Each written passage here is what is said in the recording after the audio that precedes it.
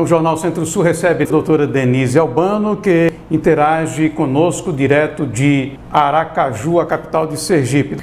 Mais uma vez, um imenso prazer ocupar esse espaço e pudermos trazer questões bastante polêmicas e importantes para o debate público.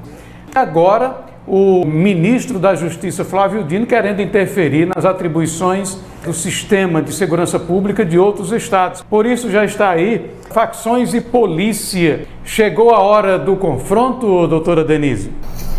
É isso, Erivan.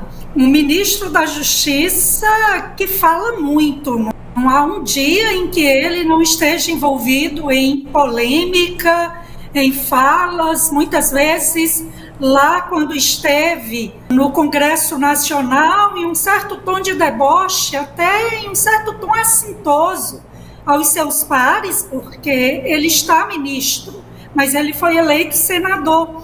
E, por vezes, se recusando a atender requisições de uma comissão parlamentar de inquérito, no sentido de liberar as imagens do Ministério da Justiça, e comissões parlamentares de inquérito, conforme estabelecido na Constituição, têm poderes equivalentes à função de polícia judiciária e até mesmo de autoridade judicial. Poder de busca e apreensão, de determinar quebras de sigilo, de requisitar documentos, imagens, e todos têm que atender. E o que vemos é esse ministro mostrando pouco, eu diria, projetos de lei polêmicos e falando muito. E acredito que todo bom gestor, ele fala mais sobre sua competência, sobre seu espírito público, em ações, em iniciativas concretas, que apontem caminhos, que tragam resultados reais. E falas, provocações, polêmicas, eu acho que não colabora com a gestão pública, com a melhoria da vida da população brasileira. E no campo da segurança pública, de fato, ele vem se imiscuindo e fazendo pré-julgamentos. Houve a morte daquele militar da Rota, que é uma força tática da Polícia de São Paulo, durante alguns dias um silêncio absoluto. Todos sabem que forças táticas, não apenas no Brasil, quando veem um de seus homens atacados, geralmente elas buscam de imediato uma reação no sentido de buscar encontrar responsáveis para que os seus integrantes não sejam os próximos alvos. Todo mundo quer que todos os agentes públicos, incluindo policiais, acham dentro dos marcos da legalidade, com preparo, observância de procedimentos técnicos, com bom senso.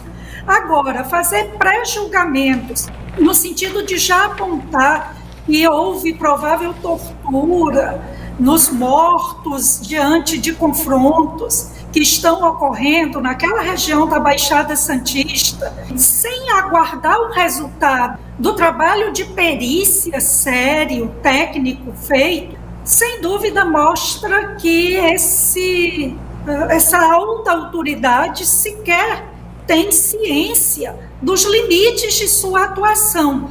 Assim, ainda uma questão a ser apurada, a ser esclarecida, o que houve de mortes resultantes de confrontos mesmo, porque é um grupo fortemente armado, facções que estão atuando ali em Santos, no Guarujá, buscando ter um controle, principalmente da região portuária, onde dali podem enviar drogas para o exterior e abastecer também aquela região de drogas. E, sem dúvida, o ideal é esperar o trabalho sério do IML, do Instituto de Criminalística, para esclarecer de fato o que ocorreu em algumas mortes logo após o assassinato por um sniper, um atirador do crime organizado. Houve sim mortes, nós lamentamos, ninguém celebra aqui a morte de ninguém,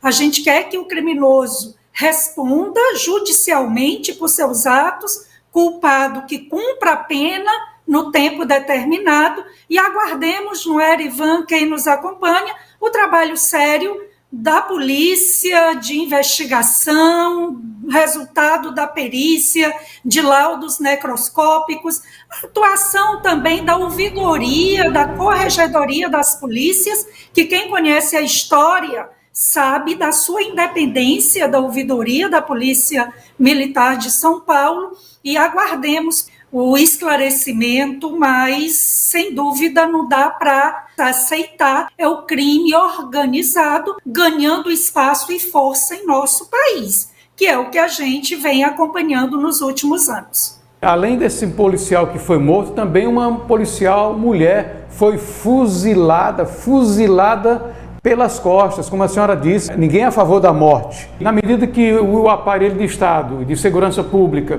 se ausenta, como já acontece no Rio de Janeiro, onde as pessoas não podem entrar, estão tentando evitar que isso aconteça também em São Paulo. O que é que a senhora vislumbra como possível saída para esse tipo de situação?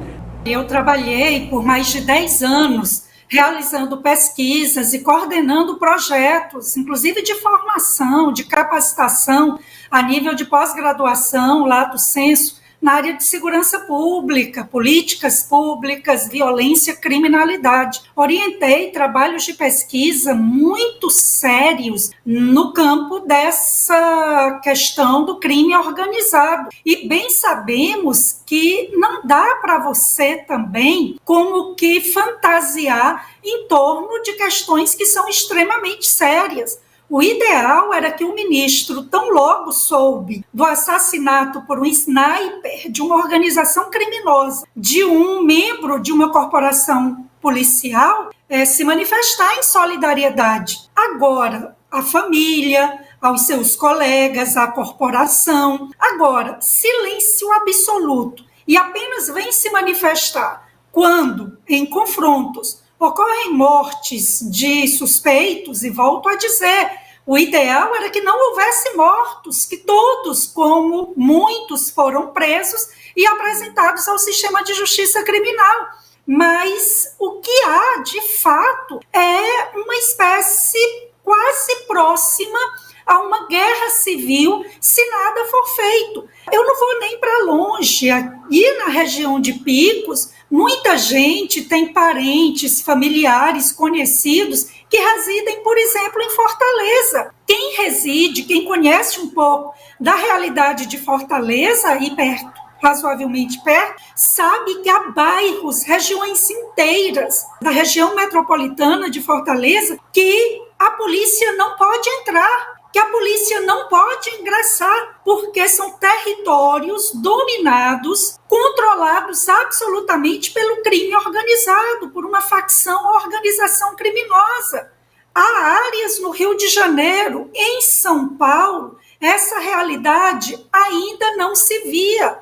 Sabia-se de áreas, de fato, com um domínio considerável de organizações e facções criminosas, por exemplo, grandes comunidades ou favelas de São Paulo, como bairros periféricos, como Cidade Tiradentes, Paraisópolis, ao lado ali do bairro famoso do Morumbi, que são regiões onde facções criminosas têm um poder considerável.